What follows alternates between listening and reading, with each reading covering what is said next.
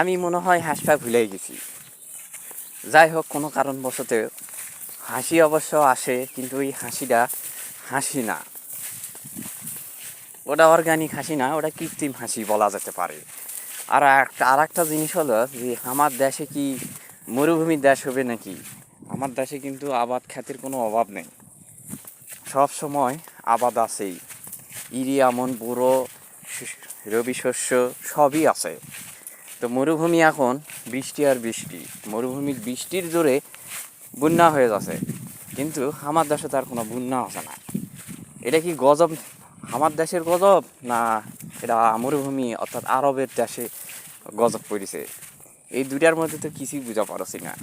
তো যাই হোক, আমার দেশে যে গরম পড়েছে, আমার দেশে যে রোদ হচ্ছে, কিন্তু এটা হলো ফসলের জন্য খুব ভালোই হচ্ছে, খারাপ না।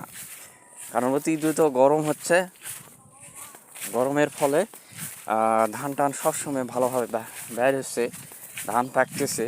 কৃষকরা আশা করা যায় যে ধান সুন্দর সুষ্ঠুভাবে ঘরে তুলে পারবে, এটাই হলো আশা করি।